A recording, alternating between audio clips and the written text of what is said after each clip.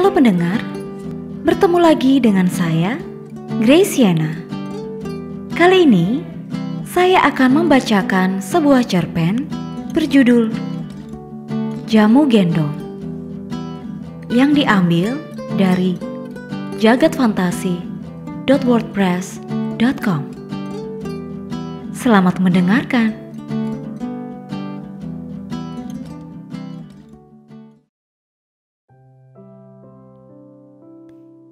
Jamu Gendong.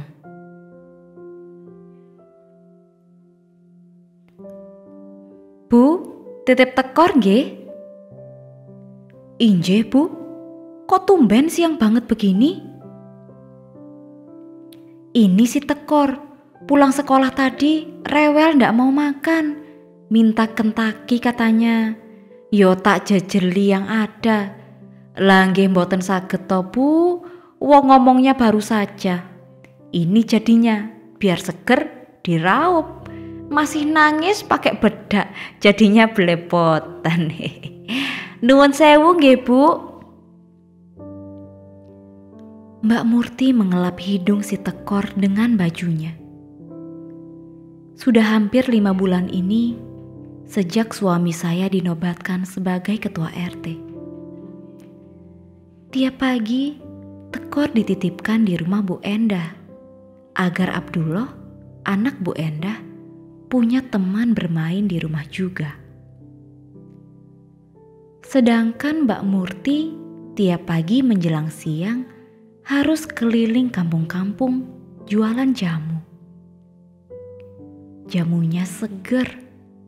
Suami saya tiap habis pulang kerja selalu minum. Jadi tiap kehabisan saya selalu membeli sebanyak 1 botol aqua besar.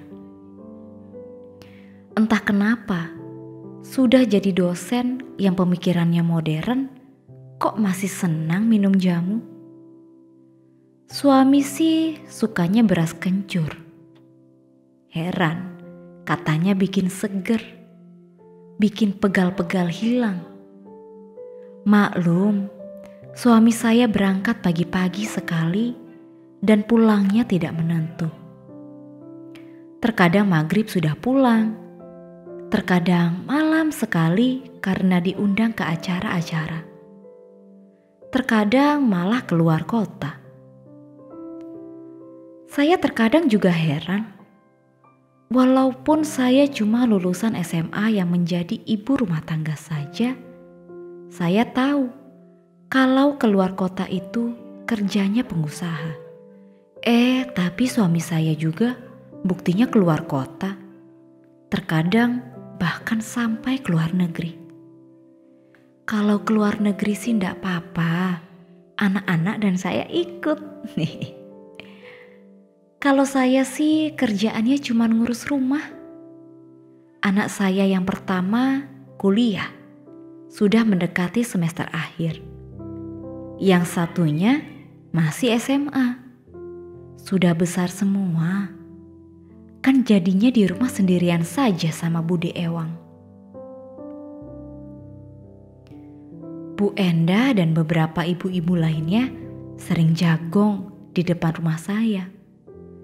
Karena memang halamannya agak luas dan ada pohon cerinya. Jadi bisa isis-isisan di sana. Biasanya kami saling curhat-curhatan. Kata anak saya yang kuliah, saya jangan sering ikut kumpul, nambah dosa. Dia bilang kami rasan-rasan. Padahal tujuan kami baik, mempererat tali silaturahmi. Kalau tidak ada kumpulan ibu-ibu seperti kami, kampung jadi sepi, jadi individual, jadi lupa kalau kita hidup bermasyarakat. Kadang-kadang memang saya mikirnya begitu. Omongan suami sedikit tertular. Kampung kami tidak seperti kampung sebelah. Saya jadi ingat beberapa waktu yang lalu di kampung sebelah ada jasad orang meninggal Sampai 2 bulan baru ada yang tahu. Itu pun setelah tercium bau-bau tidak enak. Sampai masuk di koran halaman depan. Seharusnya kalau warganya seperti kami kan, hal seperti itu tidak akan kejadian. Hari ini Bu Endah bercerita. Katanya dulu sering mengeluh karena mencari-cari mainannya yang hilang. Masa saya disuruh membelikan lagi? Masalahnya mainan itu harganya hampir 200.000. Belinya di kota lagi. Kan jauh. Padahal mainannya kecil Bu, seperti robot Superman. Tapi kecil sekali, sejempol saya. Oh iya, anak saya yang sudah SMA saja sudah sering nabung buat beli gituan Bu. Memang mahal, buat koleksi katanya. Loh Bu, apa tidak dicari dulu? Sudah Bu, tidak hanya mainan itu saja yang hilang. Yang harganya puluhan ribu juga katanya ikut hilang. Oh alah tulah. Kan saya juga mikir-mikir kalau harus membelikan mainan terus. Mending buat beli jamu, bikin singset. Bu, apa tidak diambil temannya di sekolah? Dulo itu tidak pernah membawa mainan ke sekolah. Yang ada malah ia membawa mainan dari sekolah. Kalau di rumah juga tidak kemana-mana, di rumah terus. Kemana-mana paling-paling ke warung aja beli jajan. Di rumah kan sama tekor Bu.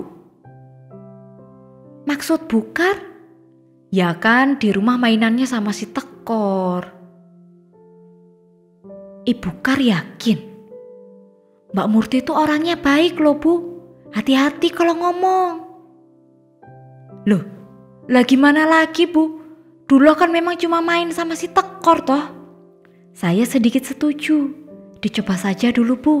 Lebih baik dulu dikurangi main sama si tekor. Mbak Murti memang baik, tapi coba lihat bapaknya. Selagi Mbak Murti masih keliling kan, bapaknya yang menjemput tekor. Bapaknya yang lebih sering sama si tekor. Jangan-jangan diajari maling. Untung dulu tidak ikut ke amuk masa. Kalau tidak, Mbak Murti sudah janda dari dulu. Hush! Walah Bu, Pak Mali ngomong begitu. Tapi kalau saya ya lebih baik menjanda daripada punya suami pengangguran. Kerjanya cuma tidur, nunggu mimpi buat nokel. Saya yang dari tadi diam saja ikut menimpali. Memang tidak kepingin menyulut perkara, cuma ingin bersuara saja. Besoknya Mbak Murti kembali berniat menitipkan tekor di rumah Bu Endah. Tapi Bu Endah yang pada dasarnya memang gampang terpengaruh benar-benar menolak kedatangan tekor kali ini. Secara halus. Maaf Bu, tapi saya sama Dula mau ke kota hari ini. Oh, nje Bu. Kalau begitu saya mau pamit berangkat dulu. Maaf merepotkan. Loh Bu, tekor tidak dipulangkan saja sama bapaknya? Boten Bu, lebih baik ikut saya saja. Pamit nggih Bu. Monggo. Jadilah Mbak Murti keliling menggendong botol-botol jamu di punggungnya, sekaligus si tekor di depan. Saya jadi tidak tega melihatnya. Mbak Murti dulu waktu masih perawan, hidupnya tak berkekurangan. Kok sekarang malah susah?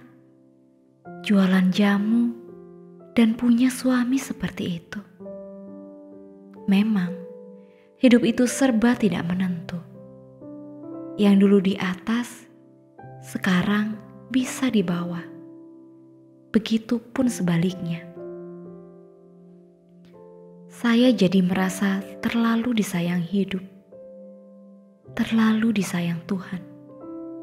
Malamnya, saya cerita semuanya ke suami.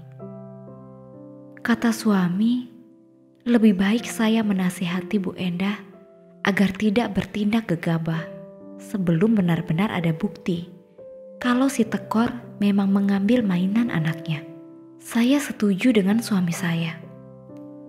Saya selalu setuju karena memang suami saya pintar. Ditambah lagi, ia sekarang ketua RT. Sebenarnya ia sedikit tidak sreg menjadi ketua RT karena tidak 24 jam berada di rumah. Ia merasa pasti akan kesulitan untuk menjalankan peran ketua RT-nya. Masalahnya, ketua RT memiliki banyak pekerjaan, mulai dari menjenguk orang sakit, kerja bakti membersihkan selokan, mengurusi semprotan DB, sampai pidato manten. Akan tetapi, semua warga kampung memaksa. Katanya, tugasnya hanya perlu tanda tangan saja. Kalau tidak bisa pun, ada saya yang menggantikan. Yang penting, ketua rukun tetangga kampung kita adalah orang yang berpendidikan, kata mereka. Saya sih ikut bangga. Besoknya, Mbak Murti kembali mampir ke rumah Bu Endah untuk menitipkan si Tekor. Saya pun sudah menyampaikan pesan suami saya ke Bu Endah. Ibu Endah menyetujuinya. Nuwun sewu Bu Endah. Oh nje Bu, kok tumben siang banget begini? Langsung ke dalam saja si Tekornya. Boten Bu, Tekor ikut saya. Tekor kesini cuma mau mengembalikan barang-barangnya Mas Dulo. Sepertinya ini punya Mas Dulo. Maaf atas kelancangannya. Tekor tidak akan mengulanginya lagi Bu. Murti harap Bu Endah memaafkan Tekor. Tekor yang bedaknya belepotan karena menangis, dengan malu-malu mengembalikan mainan-mainan Abdullah ke Bu Endah. Sebelum Bu Endah sempat berbicara, Mbak Murti sudah pamit dan meninggalkannya. Nuwun sewu Bu. Loh, Bu, Tekor gak dibawa masuk ke dalam dulu? Boten Bu, Murti sama Tekor pamit mau keliling dulu. Monggo, Assalamualaikum. Jadilah Mbak Murti keliling menggendong botol-botol jamu di punggungnya, sekaligus si Tekor di depan. Ia terlihat sangat malu. Saya jadi tidak tega melihatnya. Mbak Murti dulu waktu masih perawan, hidupnya tak berkekurangan. Kok sekarang malah susah, jualan jamu, dan punya suami seperti itu. Anaknya terbukti mencuri lagi. Memang, hidup itu serba tidak menentu. Yang dulu di atas, sekarang bisa di bawah. Begitu sebaliknya. Saya jadi merasa terlalu disayang hidup. Terlalu disayang Tuhan. Malamnya, saya cerita semuanya ke suami. Suami saya diam saja. Ia malah meminta saya untuk mengambilkan segelas beras kencur dingin. Besok-besoknya, suami saya masih tidak berkata apa-apa. Ia masih senang meminum jamu. Saya dan ibu-ibu lainnya juga masih sering berkumpul di depan rumah saya. Mbak Murti juga masih berkeliling jualan jamu. Namun kali ini tidak hanya menggendong botol-botol jamu saja, tetapi si Tekor juga. Melihat Mbak Murti tiap hari, lama-lama saya jadi terngiang-ngiang kata anak saya. Kurang-kurangi Bu, nambah dosa. Nambah dosa. Dosa.